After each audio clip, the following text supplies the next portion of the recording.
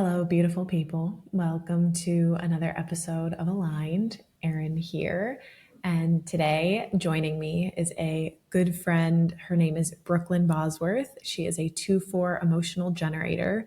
And Brooklynn and I met in typical fourth line fashion through mutual friends when I first arrived to Bali. So, actually, a lot of these girls have been on the podcast. But B and Holly and Amelia and now Brooklynn and Chloe were all living around in Bali at the same time. And when I first arrived, I kind of just got plugged in through a friend into their community. And that was how I got to know a lot of these incredible, inspiring, creative women, Brooklynn being an absolute inspiration when it comes to her creativity and the life that she has built for herself. And it's funny because we did a human design reading while I was still living in Bali, kind of toward the end of my time there.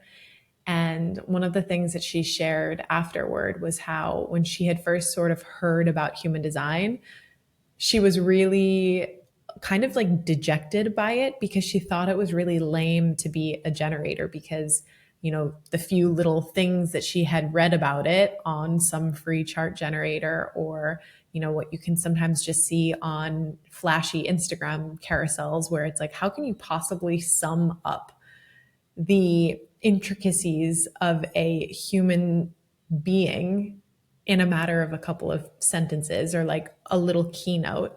And for generators, oftentimes that keynote or that identity is the builder or the worker bee.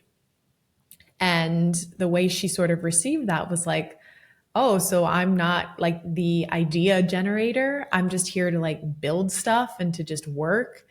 And obviously, when you only receive something like that in such a limited way, it can do more harm than good, I think.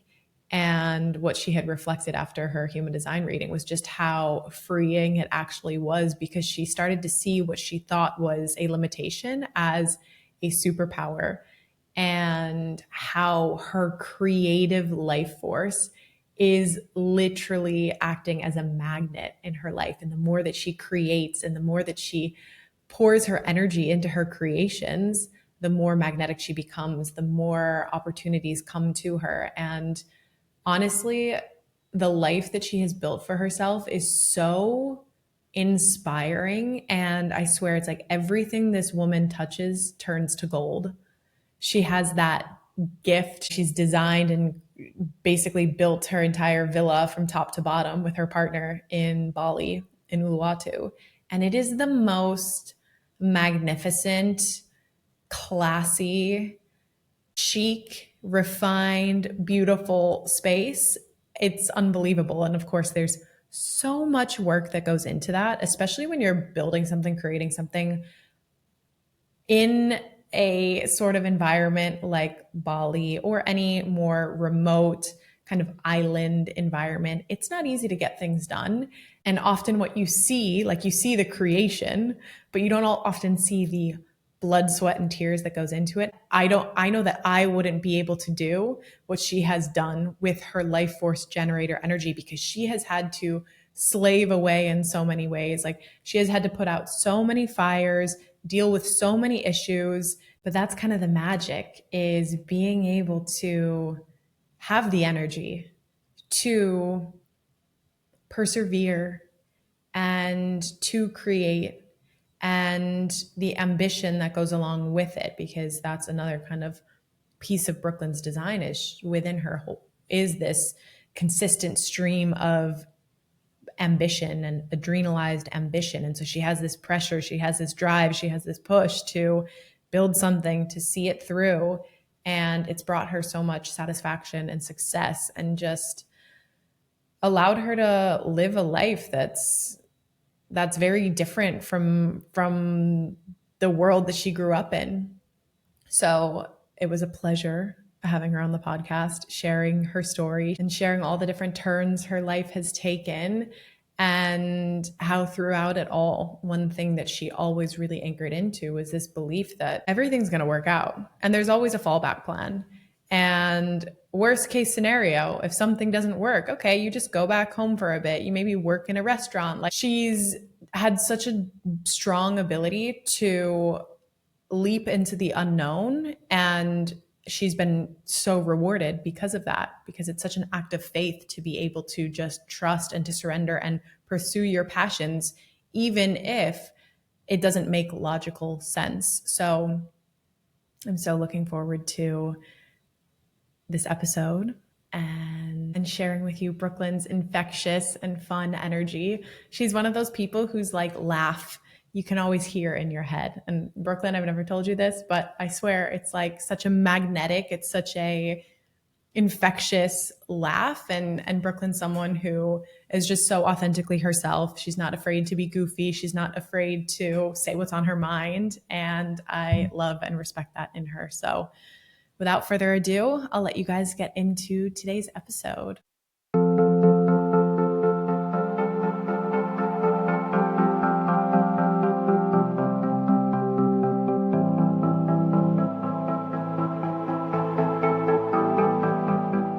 So, how you doing? Good.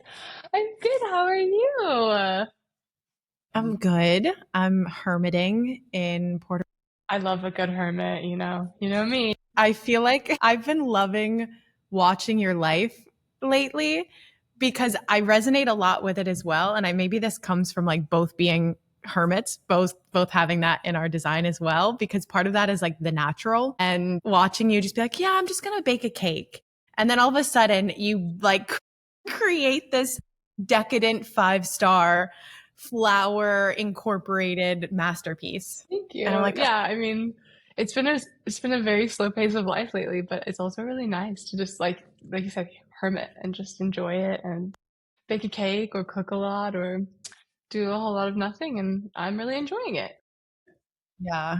Yeah. Especially I think when you know that like you have something to look forward to as well, or like there, you know, when the change of pace is going to come. Yeah, 100%. I get so stir crazy if I like don't know what we're gonna do. So like having a plan is very helpful because then I'm like I can actually enjoy resting and I don't feel like we need to like go, go, go, plan, do stuff.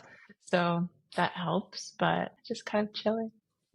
Nice. And you have exciting plans coming up too. Move to Yes. Australia potentially. Yes. So we signed the lease in Noosa, like near Noosa on the beach.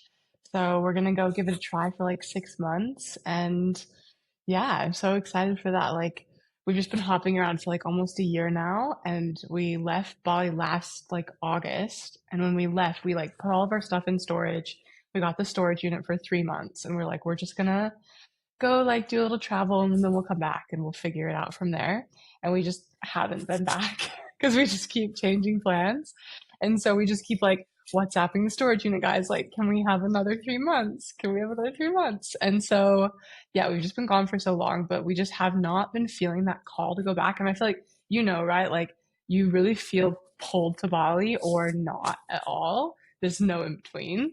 And Yeah. so that was like kind of something that we were feeling when we left. Like our neighborhood was changing so much, like all the development and stuff. And we're like, let's figure out where else we want to be and we'll just like come back soon. And we've just been in like no big hurry to get back to our stuff. And I'm like, we could just kind of probably throw away all of the stuff in storage because we've been almost a year now without it. It's not like we need it. So Yeah. Yeah. I was pretty gonna ask crazy. you how you were feeling about Bali because I it's one of those things. I think Bali is so hard to say goodbye to, you know? Mm-hmm.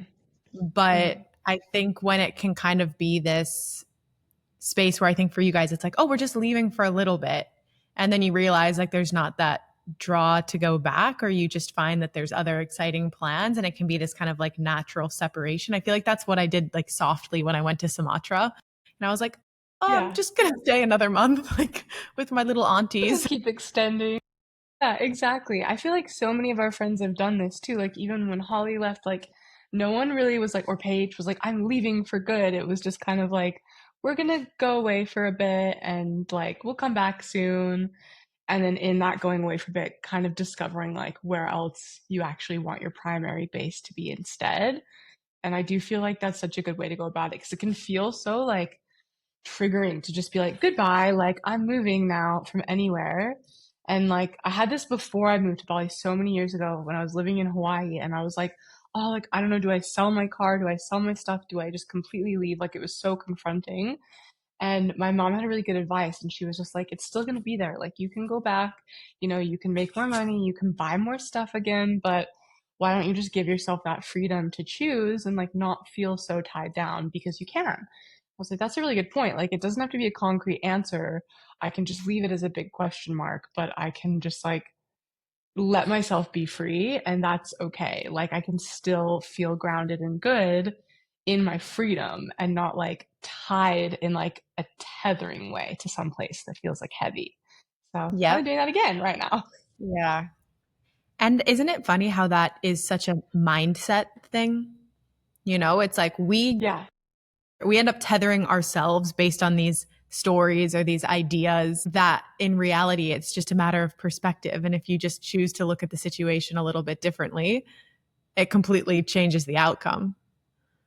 Yeah, no, it's so true. And honestly, like it's something I still struggle with. Like, I'll be totally honest. Like, it hasn't been easy being away. Like, my business is still in Bali, and like, there's definitely been like an impact from being gone and trying to do that remotely, which is weird because for so long I was doing network marketing, so it's fully remote constantly, and that was easy. So then when we left, I was like, I can be remote again. It's like, actually, it's different now because you have like a physical business. But it's like when we left, I didn't really want to leave for a long time. It was more Dane was more ready to go, and I was ready to investigate a different home base because I was like, I can't imagine us having kids here. I can't imagine us like being here permanently any longer. Like it's just no longer aligning. I can feel that. But also like I have a lot of roots here. I have work. Like everything is like very tied to here. So I felt a lot of resistance to it, and Dane was a lot more flexible, and he's like, let's do it, let's go, like let's just see how we go. So yeah, like I won't lie and be like, this was just a great choice. Like I struggled for sure. And even after the first like 4-ish months away, like when we first extended our storage unit, again, I was like, no, I need to go back. I need to be back there. And he's like, okay, why? Like, let's talk about why. Like, why do you feel you need to go back? Is there like an actual reason? Is it actually what you want? Is it actually in alignment with your goals and your future and what makes you feel good? I was like, no, it's not. Like, my work is a bit easier when I'm on the ground because the time zones and everything. And I love our house, and that's it. And everything else felt really out of alignment, and it wasn't feeling good, and it wasn't in alignment with like future goals. So I was like, fair, this is uncomfortable. It's like a growing pain moment, but also like it's still the right choice, I think. So yeah. Yeah. Yeah. I do think it is particularly hard when you do cultivate such a cozy space, like as a hermit, when you have your little hermit den, it's really hard to leave that.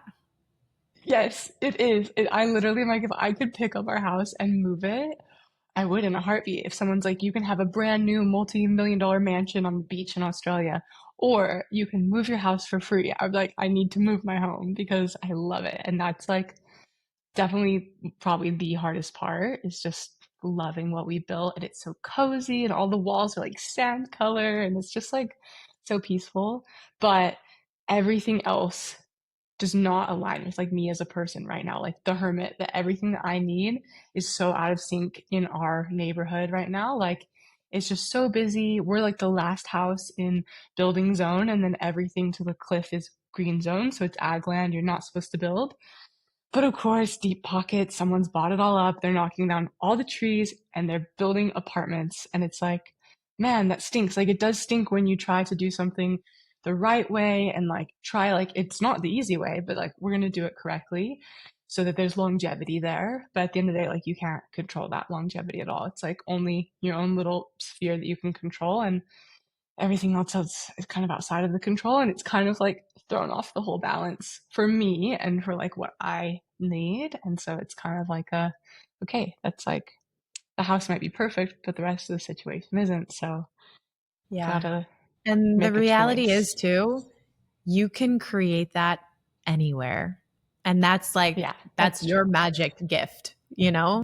And if we know anything, it's like you have that ability to create beautiful things, whether it's a villa in Bali, whether it's an incredible jewelry brand, whether it's decadent cakes. Like, I feel like everything you put your hands onto just turns out beautiful. Oh, thank you. That's so sweet. Yeah, Thank you. I appreciate it. And you're right. Like, I can do it again. And I keep trying to remind myself that, like, I'm so excited to have this lease, and it's only a 6-month lease, and then we can decide if we want to extend it or change plans again. I'm just so excited to, like, nest again and just have total creative freedom on a budget to just, like, feel good and feel chill. So, yeah. totally.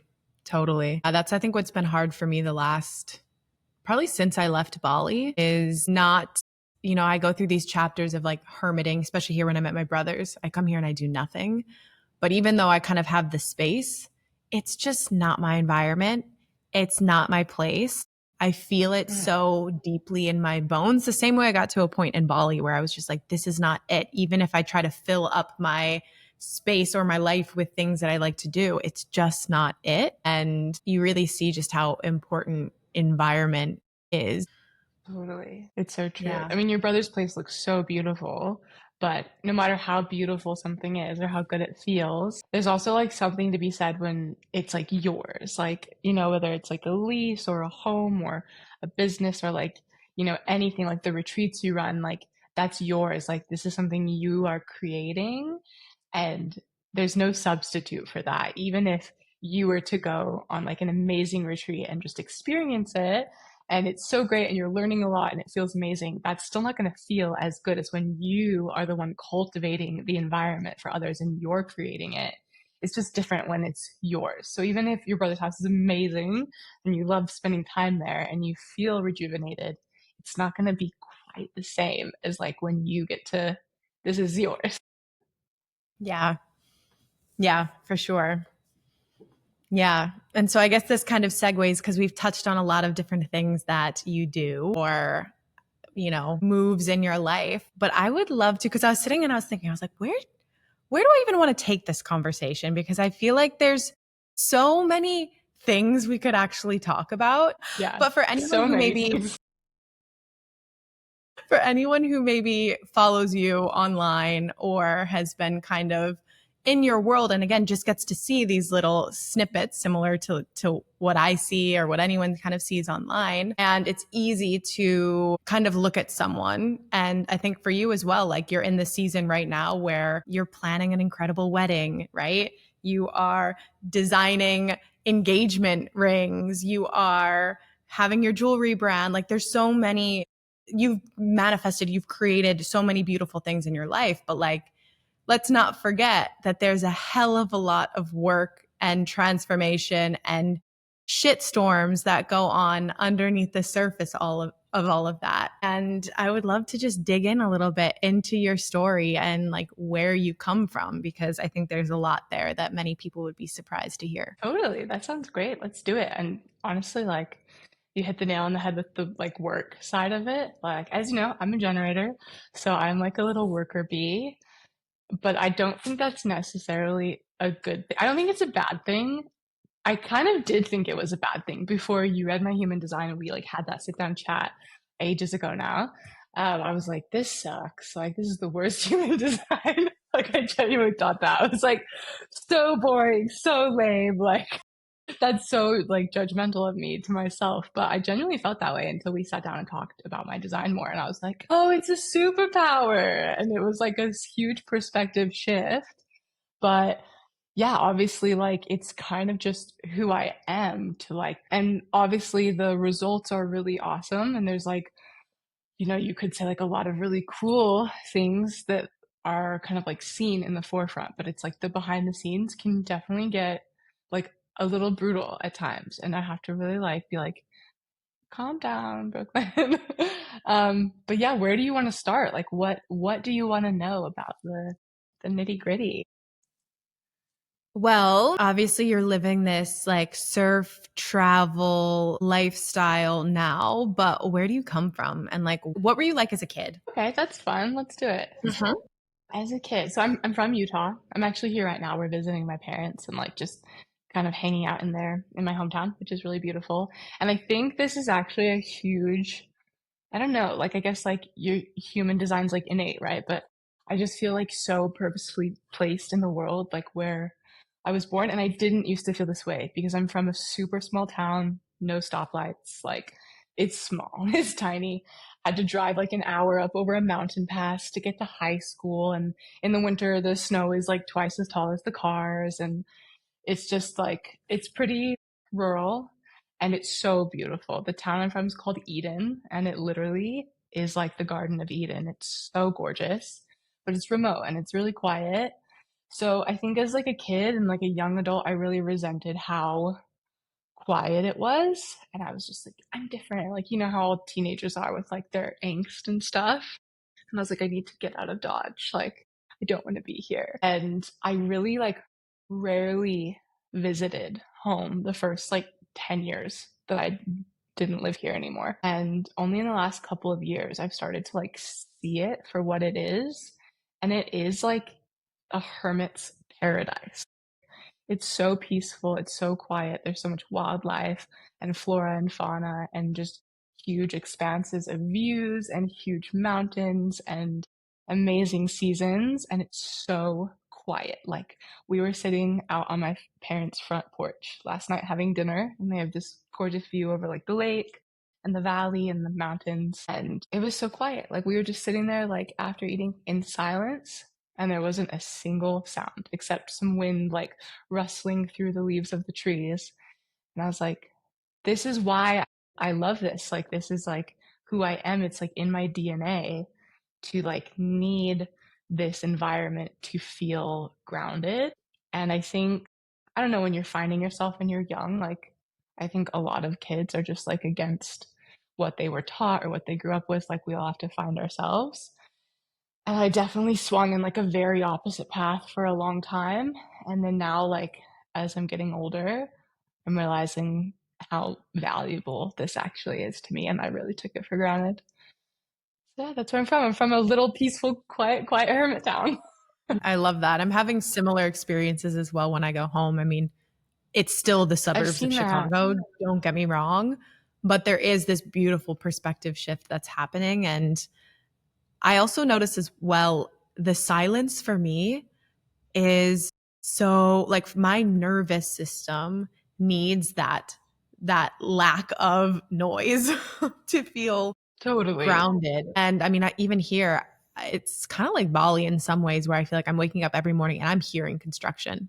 There's like a huge Mhm. project right behind. And it also sometimes feels like all the houses are like on top of one another. And when I go back to my parents and there's just that spaciousness in the land. And when I go for a walk, it's still like the houses are back away from the road. And even that little bit of distance just creates a little bit more spaciousness. And I'm like, oh my gosh, I can breathe.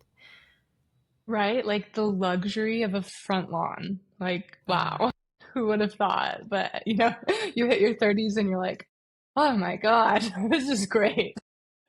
Yeah. Yeah. And it's funny, it takes kind of going out to places like Southeast Asia, where again, you get kind of like the googly eyes about like how exotic and the beaches and the jungle and all of this, but just Hmm. how suffocating so much of the spaces are, especially if you're somewhere like Bali, of course, right? And then Yeah, once you need exactly. to And kind it's of have like what that you're contrast. raised in. Yeah. No, it's so true. Like, I feel like if you're from a city, then a city feels really homey. And if you're not, then not. And like, it might be googly eyes, like you said at first. And there's always so much to do. Like, that's one thing I definitely struggle with in Bali. Like, I love it, but so much to do. Like, if you're just sitting there and you're like kind of, I don't know, bored, like you let yourself get bored more easily because there's always a dinner or a lunch or a spa or a Pilates class, the gym, or a co-working space, or an event, or networking, or whatever. Like it's always a thing. Yeah. So it's nice to like have less options. Like you don't have choice overwhelm the same way. And that's honestly something that I was trying to integrate so much more in like our final year or two in Bali. Like after we finished the house and we're living in the house, I was like, I want to cook. I want a kitchen. I don't want to go Jack. I don't want to go out to eat all the time. Not because it's not amazing and there's a million beautiful choices and it's creative and it's affordable, but it's because like I'm so just like discombobulated. Like I need a routine and I want to do my own laundry and I want to cook my own dinner and I want to do that every single day. And I want the biggest choice overwhelm I have to be, what am I going to cook for dinner? Not, like 50 million restaurants on Gojek that you have to choose from. Because it just like eventually gets kind of old, I think, for me at least. I agree 100%. Yeah. So what was it then that kind of pulled you out of Utah? Well, okay, so I don't even know if we're going to go down this path or not. We can, but I was raised really religious. As you probably know, I feel like we've talked about this. I had a really religious upbringing, and I definitely felt like the black sheep in my community. And there's like a lot of different reasons for that without like, I don't know, how heavy does the podcast go? I don't want to throw off the vibes. No, do it, please. We're like all for Okay, it. okay, we're gonna get really real. All right. I'll preface with like I'm good now. Like we're good. I've done a lot of therapy and I have a beautiful life. But really religious upbringing, and my biological father was an addict, so like trigger warning for people listening. And that was obviously very difficult being in like a high stakes religious community and having an addict father. He ended up committing, so he died when I was really young. And that's fine now. It's been like over 20 years. So I've lived lifetimes since then. And I just remember being like 9 years old and going to church and being really confused about this, like not really understanding death or loss or, suicide, and having no idea really. At nine, you're nine, like I have no idea about the world or how it works. And Right. I was very confused. And I feel like in those scenarios, now that I'm an adult, like the only kind of things that I would say to a child in that is like support. That's it. Even if I don't believe in the support at the end of the day, I'm going to give you support because you're a child. And I can remember religious teachers being like, we're so sorry. And also, your dad's in hell at 9. I know. Yeah. So shout out to little baby Brooke. That was really weird to hear. But I don't want to be like, I was in despair hearing that, because I feel like personally I have like a really true north, and I don't know like where that's come from, if I just was born with it or whatever, but I'm pretty like tapped into what I believe and value, and like nothing really sways that. And so even at 9, when people were saying that to me, like adults, I was like, well, that's wrong. I just literally didn't even take it to heart. So I was like, that's so not true and doesn't even feel right. Cause like I'm learning, like Jesus loves us and all this stuff every week. But then you're saying that, and like that just doesn't make sense to me. So from 9, I was like, the walls were up, and I was like, I don't really trust what I'm being taught in this container anymore. Like, I'm not on board with this. And so I kind of checked out from a very young age. And even like as soon as I had my driver's permit, I can remember with my parents, like intentionally taking a long ass time to get ready for church, and like my hair's still wet, I have to blow dry it so that I could drive separate, and I just wouldn't show up. Or I would drive separate and then they'd go into their, because the adults and the children have different lessons in the religion I was raised in, and so they'd go into theirs and I would go to the bathroom and then I would leave. So from like 15, when I had enough autonomy to like make it a point, I was not participating. And that was definitely like a bit of a struggle with family, but obviously like my parents have always loved me, but at first that was a struggle for them, because you just like, parents believe they're doing what's best for their kids, right? So it's not Yeah. like they're like, I'm punishing you. It's more of like, I want to help you. And so like I know Yeah. that's where the root of that is. And they're coming as well from their limited perspective of their Totally. experience as well. And they only know what they know and what they've Hmm. experienced and the kind of like love that they were given. Hmm. Yeah, exactly. It's their first time being a human too. So, Yeah. like there's no, and we're good now. We're so close now. I spend so much time with them. And when I don't spend time with them, I like call them every single week, my whole adult life. So we're good. But there was definitely like a time where there was a bit of like tension there. Friction. So pretty much as soon as I was old enough, as soon as I was 18, I moved out and I went to Hawaii. I don't even know why. Like I would love to be like, there was some divine intervention in that choice or whatever. I'd never been, I didn't really know anything about it. We'd been to beach vacations before, so like I knew I loved the ocean and just felt really at peace with the ocean. Um, I had like done my yoga teacher training when I was still in high school. I was like 16 and I was teaching already. And like, I was kind of in like this hippie phase and, that felt good. Like Hawaii felt like a good idea. I knew I loved the ocean. There was quite a yoga community there. It felt like more chilled. So yeah, I ended up just choosing Hawaii and going there. And when I first left, I feel like my mom had told me about this, but some people at her church were like, "We're so sorry about Brooklyn, but she was just always meant to go to hell. Like this was her life path, that she was always just on that path to be damned, and that's why she was on Earth. So sorry, but it's God's will. It was meant to happen this way." And my mom was sitting there like, "Wait, but my kid's nicer than all of your kids. Like, she's actually really nice and a good person, and she hasn't done anything except just not agree with this." And so that was like a big wake up moment for her. And she's actually no longer religious now. And that took, several years. But that was kind of like a moment for her where she's like, "I don't really align with this, like this specific religion." And I would say like everyone in my family is still very spiritual. And I do have parts of my family that are still in religion. But just like the specific teachings where we're at, we're like, no. So yeah, that was a very interesting path. And I think that's probably why I like rebelled so hard and like have a bunch of tattoos. That's really bad where I grew up from. Like, no, no, no. And I have, I had a nose piercing for a long time. I don't now. But these were all things that were like, hell, like you're no go. So I definitely had that rebellious phase where I pushed back. And I think that that also kind of colored how I felt about my hometown, was more of like the experience that I received growing up and not actually like the land and how I felt and how I could make it my own. Because I wasn't making it my own and I was too young to know I could do that. So, yeah. Yeah.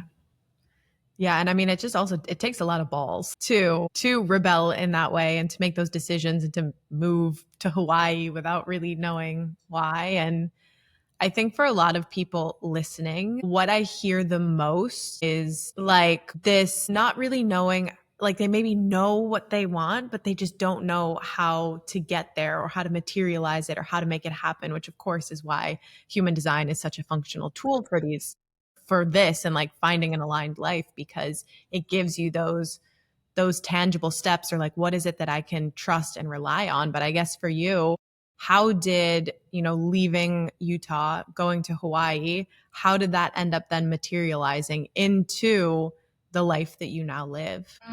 That's such a good question. Before you said you're like, it takes balls to do that. And honestly, like the first thing I felt was like, not really. Like it actually felt like it would have taken more balls to like stay and figure out who I was here. So it actually felt like really freeing to just get away from it all and start fresh. And like, of course, there's like intimidating moments and moments that I was like, God, I have to figure out a new routine and meet people. And I feel like when you're young, it's easier. Like it's already harder now to meet people now that I'm older. But I just feel like if you're in a place where you're like really not happy or not accepted, or you just don't feel like you have your community or your purpose, the way I always saw it and like still see it is like, okay, so like what's the loss if you just leave? Like go somewhere else and start over. Like you're already not having what you want here. It already doesn't feel good here. So like yes, you know everybody. Yes, turn left and then turn right and then two stoplights and there's your grocery store. You know it. You don't have to think about it. That's easy, but it doesn't feel good. You're not happy. So who cares if I now need to like Google Maps and get stuck in traffic and get stressed driving or whatever, anxiety about figuring out where I need to go and meeting people. But there's like a chance that I like it better and I can just be a different person and like reinvent myself. To me, that just felt like way less of a risk and it just felt better. So like for sure there's moments where it's been scary, but every time I've like packed up or moved or gone somewhere that I haven't been, like, I don't know. For me, it's just like the trade off is like you stay the same and it keeps sucking. So I'd rather just go see if it sucks somewhere else. And if it does, it sucks both places. That's your worst case scenario. And if it doesn't suck, there you go. You got what you wanted. So that's my 2 cents on the matter. Yeah, I relate to that a lot as well, because when I actually think about, when I sort of did my big move and quit my corporate job and booked my one-way flight to Indo, and I had so many people just saying like, or reflecting back like, wow, that's such a big move. Aren't you scared? Like I could never do that. And I remember thinking like, this is the easiest decision I've ever made, you know? Exactly. It's like, what's the loss? Like, if you're already not feeling stoked where you're at, what's the loss? And like, it'll be waiting for you. If you really like want to come back and it doesn't suit, like, what's the worst thing? Like, you have to buy a new car again. Like, oh no, like, you sold your car and you have to buy a new one. It's just like, these are all like such solvable problems that life is so short. I feel like you deserve to live a life that feels good and you deserve to like try. Like, what's the harm in that? Because you can just go back to square one. And that's like, that's something that I remember thinking like when I started doing network marketing and I really didn't have any money to my name and I was starting to travel more and like go to Bali and then go to Europe. And I was just like, okay, so I have like no money and this could not work and it could epically fail. And my parents aren't on board. They're like, what are you doing? This is a cult. As I think a lot of parents probably were. And I was just like, worst case scenario, I come back to Utah, I live on my parents' couch, I get a job waitressing or at a bar or something. I put in like a few solid months of hard work until I have enough money to go somewhere I want to live. And then again, just like go, go, go. Like it'll just, it's not that different than what we're already doing. So might as well try and see what happens. And trying is honestly the best decision I've ever made. I've never regretted trying anything ever. My friend from university, she had this really great saying. She would say, I literally thought she was the coolest person I've ever met. And I still do because of this. And she always would say, try anything once, twice if you like it. And I was like, that's so fucking baller. Yeah. It's good, right? And it's like so good to live by. Try anything once, twice if you like it. Like, it's not gonna kill you. Yeah, it's so true. I think it was also a little bit easier. Like, I don't know how you feel about social media these days, but the just saturation and information overload and being able to see what everybody else is doing, I think it makes it a lot harder to just be able to think rationally about your own life in a vacuum because there's always these like comparison of what other people are doing or like again, but everyone else is already doing this, so I'm not going to do it. Or like you see things and you're like, maybe I should do that too. And I'm very grateful that we, at least our generation, had some time to unplug from all of that. But I can't imagine Mm-hmm. being like 18 or 19 now. Totally. I totally agree. I feel like our generation was like the final frontier of the internet. And like, obviously, I'm saying that, and like AI is taking over the world. So who knows where it'll be in the future. But just for that like lack of saturation, like things still felt new, and you would do something that felt like the first time someone's ever done this. And obviously, it's not, but you've never seen it. And now there's like pretty much no experience left unplugged into the online stratosphere.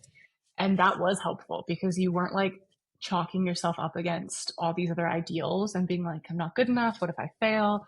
What if I don't, edit my photo as perfect as this influencer? And it wasn't as much of a thing when we first were, into social media and working online. And it definitely is now. But with that, like, I just want to plug in here for anybody listening and also a reminder for myself, the internet's so not real. And this is one thing I am really grateful for. Living in Bali for so long, we've been able to connect with so many like influencers or social media famous people and see like their life online and know them in real life or see their life in real life. And I don't think like we're all entitled to our privacy. We don't need to air out all of our shit for everyone. Like that's yours, you can keep it. But the amount of different people I know or know of quite closely that have extremely different real life experiences than what they're broadcasting and essentially monetizing is crazy. And that's the point. Like it is a business. It is to monetize. Obviously, like, McDonald's is not going to post or advertise on their radio ads about the hamburger that went bad because the employee left it out and then they lost $10,000, whatever, millions maybe, who knows. They're not going to share that, but it happens. And that's also with social media. Like there are so many people sharing the most perfect life. And there's so many instances where like I've seen people even down to photo editing in Bali and like body editing and stuff where it's just like, but I know you, or like I see you, we've had conversations. Like that's not the whole truth. And I get this is how you make money. It's important. We need to put our best foot forward at our job. We have to curate. Like an art gallery curates, people pay to come see the art gallery. I get the validity of it, so I'm not judging it. I understand where it comes from. And also like I need to know this, so I want other people to know this. Like, it's not real. Like, please stop. We need to all stop comparing to what we see, because I guarantee you, 9 times out of 10, it's super edited, it's super fine tuned, and there's plenty of shit on the back end. And I will say, me freaking too, plenty of shit on the back end. So, Yeah. yeah. Yeah, it's so true. And that was such a shock for me as well, coming to Bali and spending so much time there. And it made me kind of sad at first, where I was just like, really? And then after a while, you kind of become like desensitized to it. And now it makes me hopeful as well, because I don't know about you, but like I feel like I'm starting to be able to see through what is being presented online often now. And again, maybe that's just because of like the line of work that I'm in and the kind of work that I do and like places that I've been and the lives that I've lived. I know that again, for young minds that are very sensitive and malleable still, it's not going to be that easy. But I hope that the direction that we're moving is that we continue to build this sort of like allergy toward anything that feels inauthentic. Totally. And I do feel like it is changing, honestly, like even just in being online for so long and like sharing online for so long, like I don't really edit my photos anymore. Like, we'll do like a couple color corrections here and there, but I remember I used to have filters and buy presets in Lightroom and really saturate my blues and like, not that it's like it's great to put your best work forward, but I definitely there's like your best work and then there's next level. And so I feel like just as an individual, I've evolved to where like it's almost not cool anymore to do that. Like if something is like super neon orange, super turquoise blue, it's like that was so like late 2010s and like super cool. And then now I feel like it's like, that's not cool. But not to be a hater, like do whatever you want to do. But I do feel like the younger generations are just like more chill, more authentic. Like I have a brother that's much younger than me. He's 16. And there's like no bullying. Like no, everyone's chill. No one cares. Like you want to wear dog ears to class, like no biggie. And like, he says like, people just like fart in front of each other and it's not like funny or it's just normal. No one's even laughing. And I'm like, oh my God, like people would be literally like teasing you to all ends. Like I can still remember when we were like 12 and one of my friends made like the tiniest little toot in front of the boy she liked on accident. And I remember it still. Like I feel I feel like millennials are so like people pleaser judgment era like to the max, and I feel like Gen Z is like they don't give a fuck, and I actually love that for them because I feel like it's way more authentic. They don't feel this pressure to be perfect like I think that a lot of millennials did.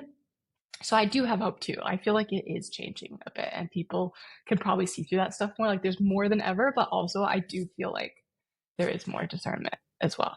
I'm hoping. It seems it. Yeah, it gives me hope for sure. It gives me hope. I just recently started working with the daughter of a client of mine, and she's going into her senior year of high school. And it's so beautiful to see, like, again, like that generation and how they're evolving so differently. And also to know that like they're getting into this kind of work earlier, because I'm thinking to myself, I'm like, if I had access to like everything that I know now when I was 18, oh my God, wow, like the life I would live. And it makes me excited. And I feel It's like some of excited the about, biggest, yeah. yeah, like it's like the biggest life decisions in that time when you're 18. It's like choose your career, choose where you're gonna live, and like knowing what you know now about human design, like I feel like we'd be fast tracked, right? Knowing that at 18. Yeah, exactly. Exactly. So that gives me like a new motivation when it comes to my work as well. And it feels a lot more It's so wholesome cool. as well, like working with more adolescent people. Yeah, Yeah, it's nice. I love that. It would also just like heal a part of you too. Like I definitely like when I meet people like I loved high school, best time of my life. I'm like, not me, not me. I would not. You couldn't pay me enough to go back to that. So I feel like that would feel so healing though, just to see people doing it differently and being Mhm. accepted would just feel like, oh yeah, okay, the earth is healing. Yeah. Yeah, definitely. So I want to kind of switch gears a little bit, because obviously we've mentioned like you're a generator and a lot of like, you had your network marketing business and then you started your jewelry brand. And I had a client yesterday who was talking to me how she's also a generator and she's just learning these things about herself, but she's been stuck in this place of always kind of picking the job because it's what she's supposed to do, and like then burning herself out and like having to kind of keep going through these cycles. And she's just now starting to pull back and think like, I see myself in some of these inspiring and expansive people who have their own businesses or their own brands or creating like meaningful work. And I really see myself doing that, but I have no idea what that's going to be or what that's going to look like. And what I told her as well is it's like, you don't decide from your mind. Like you probably didn't just sit down one day and say, I want to start a new business. What do I want to start? I'm going to make a jewelry brand. Like it was probably a natural unfolding from all of your life experience and every step that you sort of took moving to Hawaii, getting into network marketing, building a brand and a business online, kind of probably getting a little bit burnt out of that, wanting to switch directions. Like how did you decide to take that pivot and what did that look like? And what was it that you were kind of like drawn by? So good. So it's such a fair question. And like, I can totally resonate with your client being like, I don't know, I can see myself, but I don't know.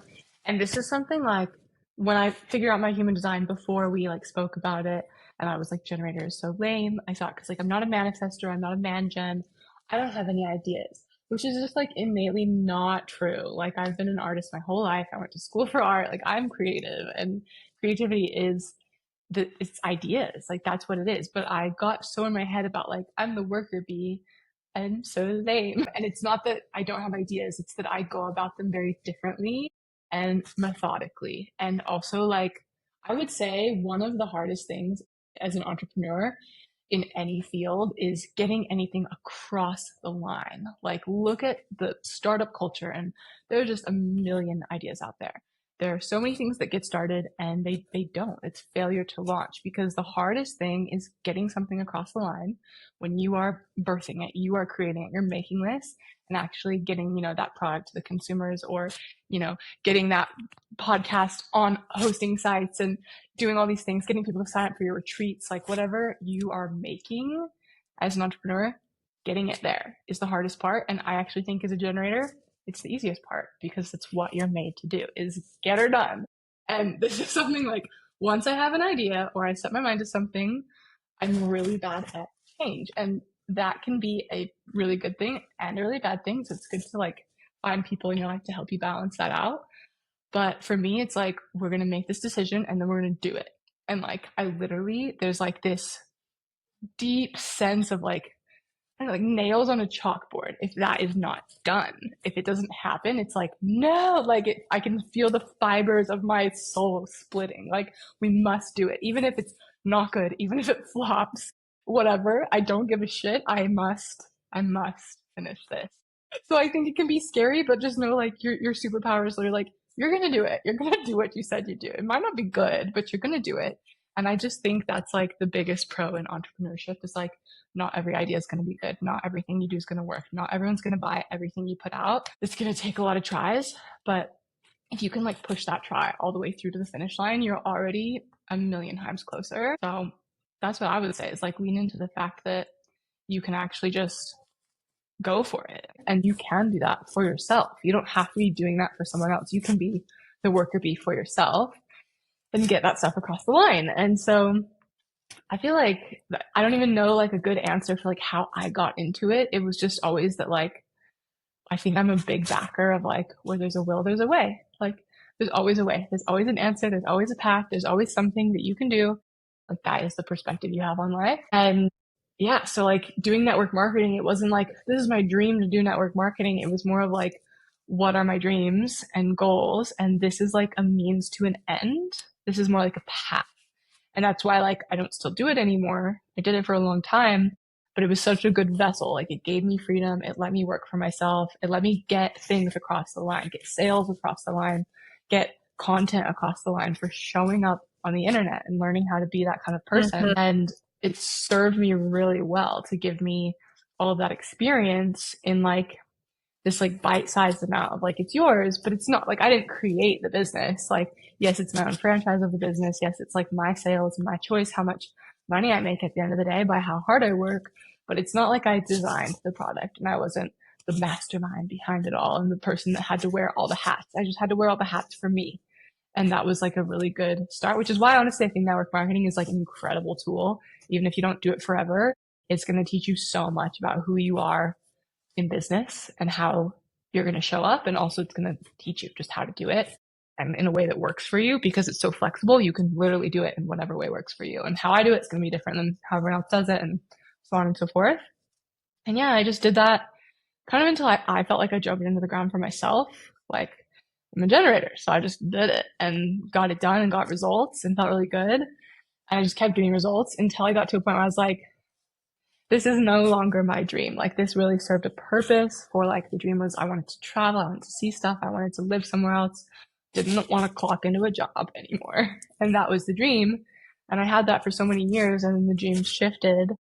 And I felt like the dream became a lot more of like wanting to create, because I do have that artistic side. That is like who I am at my core, and like wanting to, I don't know, make something and like have it be mine. Like, again, with the hermit thing we were talking about before, like it's not the same as when it's yours. And I really wanted ownership, like full autonomy, creation of like, this is me in something. And it's not like how I do something and make something mine. It's like, it is mine. And that's kind of when I started to pivot. But I will say, because you were also talking about before, you're like, you probably didn't just like make a decision and do it. It was like an organic, this is how your life evolved. And yes, like there is a degree of that. Like, I went to art school and I did painting and I did jewelry making in school. And, you know, like I like to use my hands for things, I like to cook. Like, this is me, like tactile. And there is that side of that. And also I did like the most generator switch up of a career ever, where when I was so sick of network marketing, I was talking with my now fiance and he's like, do something else, do something else. Like, you're hating this, like change your mind, do something different. You can do it. And I was like, what do I do? And so I literally like sat down in my journal and I was like, like, I love art. I love creative stuff. What's like a creative business? Like, I can have this as my job. I can make money because I need to, but I can create the way I want to. And like, I just was going through all of my creative based skills and things that bring me joy for creation. And then like, how to monetize, how much, how can you scale it? At what point is this scalable? Okay, what about outsourcing? And it kind of came down to two things, which was ceramics and jewelry, both things that I love and art forms that I love. And I was like, it's going to be one of these two. And I even like prototyped brands and like names and the whole thing, and was really figuring it out. And then at the end of the day, I was like, I love ceramics. It brings me a lot of peace and joy. And what's the ceiling of how much I can charge for a coffee mug? Like, realistically, $50. And that's like max, you know, and I love it, but is this going to be a job? Can I make money, or can I just keep that as something I love and it doesn't need to make me money?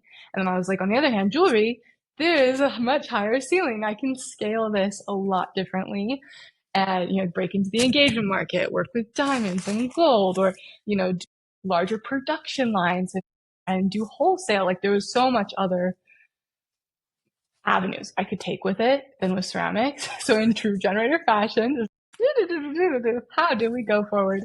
And that made the most sense. And I already love jewelry. And so I was like, what I will do is I will begin designing a line for me that I would like to wear, because I love jewelry and I need more jewelry. And worst case scenario, I finish it and I decide I don't want to do this for work and I don't want to grow this and scale this. And it's just me. And now I have a beautiful set of jewelry. It's mine. And I needed that anyway. And I like that anyway. And then I can pivot. Best case is I now know how to grow a business out of this, and we do it. And that's the mentality I went into it with, was huge question mark trial period. And I'm also big on that. And like, I don't know if that's like the safety net side of me, but also when I was doing network marketing, it was never like, this will be my career now and I will make hundreds of thousands of dollars. It was just like, I'm going to try this. And like, if it doesn't work, parents' couch, waitress.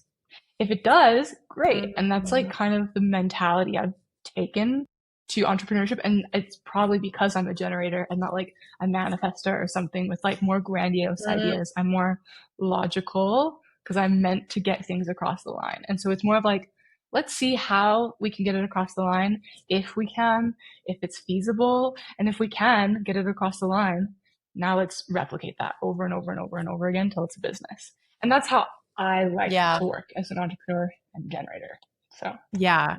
And there's a couple things I can add to that too, right? Because there's many, many different flavors of like, yes, you're a generator, but then there's so many nuances in between that. And I think it's not necessarily that generators aren't the idea people. It's just that their ideas, if they're going to be aligned, have to come from an aligned, intuitive place. It has to be rooted in that and that excitement, that joy. So even for you to like take your jewelry line and to create for you for creation's sake, because that's what it means. Like a generator is not a worker bee, right? That's just the label that is placed on it because as humans, sometimes we need like categorization in order to make sense of things. But what a generator just means is that you have consistent access to this generated sacral life force energy that you have to do something with, right? Like that's your creative energy that you have to do something with. And something else I want to add that's just funny because it's so spot on for you looking back at your design now. You have two channels that I think really add that fire or that flavor to your generator experience, one of which has so much to do with like ambition and finding material success. And quite literally, it's like it's the channel of transformation and it connects your root to your spleen. And it provides like you have that consistent drive, that ambition to get ahead on the material plane. Like this is the part of you that then has that pressure to say, okay, what do I need to be making in order for this to be successful? And to like, what are the caps? And then what do I need to do to get after that and actually like go chip away at it and really like it's like putting the train in motion. And then once the train is in motion, the train isn't stopping until you achieve that success, right? On the material plane. And then you have the generator fire within you to sustain that. And another channel as well, which is the channel of exploration, connecting your sacral to your identity center. And it's basically your creative fire is directly connected to your individualized sense of direction. So that's the part of you that has that like conviction of, I know I have this North Star. This is the direction that I'm going. And I can put my blinders on because I have full conviction that we're going to get there. And again, like it's almost like that bull of like, we're not stopping once we get started because this is where we're going. And it's funny to just see how like connected you are to those parts of yourself and how, again, in alignment you are in living that truth. Yeah, I mean, totally. You nailed it. Like once the train is on the tracks, like it's go time, and like there's almost nothing I can do to make myself stop that. And it feels so like earlier I was like, it's like nails on the chalkboard. That's like this internal feeling. If I don't allow that process, it's just like it's wrong. Like it just feels so not good for me. And like it's very interesting to see like it does make it easy to get things across the line. It's not always the right choice, but like once the choice is made, that is the choice. Like we're not changing it, and it can be a pro and a con. Like it's really interesting. My fiance is Manjen, and so I'm not sure the rest of his human design, but I just know that he has like a lot of ideas all the time, and they're really good ideas. And like we renovated a house together, and so we would like, did this all ourselves. Like with like, we didn't have a designer or anyone come in for that. Like we obviously hired a team of construction workers, but we were like, we're doing the floor plans, we're picking out everything. Like there was not a single other person involved with that creation process other than the two of us. And his ideas are always so good, and there's so many of them. But I'm big on like, once we pick an idea, like that's what we're doing and we're not changing it. But he will then have like another like creative hit, like actually now let's do this. And I'm like, nope, no. We already ordered this. It's done. We're not changing it. And that was like, it's both like a tension point and a superpower because he can bring in a lot of fresh perspective that I do put those blinders on, and that can be so beneficial for like work or projects or anything. Like we're going to get it done. But he has those alternate perspectives that are also really good to have. So it's a good balance in that regard, but it is funny because it's literally once there's a target, you can't stop it. It's there. Yeah. That's what I see as like the main difference often between the generators and the manifesting generators, right? It's like you guys are both these energetic powerhouses, but whereas like again, the generator, depending on the mechanics of the generator, of course, but like you're definitely one of the very rooted generators in that sense versus the manifesting generator where it's like worker B can kind of just like go at something, but then the energizer bunny is going to be like, but this way and this way, but what about this and that? And Yeah, yeah, it's exactly. funny when you can see those differences. I'd be curious to see Dane's chart and how it compares to yours. Yeah, we should do a It would reading be fun to sometime for look at. him because I feel like that would be Yeah. so helpful. I feel like we work really well together, especially these days. I mean, we've been together forever, so it's easy after time to like Yeah. figure out how you work, but there's a lot of like a Yeah. lot the same. Like I feel like we're very Mhm. much the same person, but then there's certain key differences that I think we actually balance each other really well on, which is good. Yeah. And you guys have done such an incredible job of growing together. Like what you said early in the podcast, like not everything has always been easy, right? And despite Yeah, how things may exactly. appear online, for example, but you guys have been together for a long time and you have gone through a lot together and you've grown and evolved Yeah. together. And I think a big part of that like success that you're seeing now is the fact that you've just been so committed to yourselves individually and to one another and like the relationship. And that's really expansive and beautiful to see. Totally. Like it is, I think we both really see a relationship as a choice. And that is like a choice we made early on that it was like, this is what we're doing. And once there's that commitment there, it's like, it does not matter how, like, we'll get to the how, but like, it's happening. We're doing this.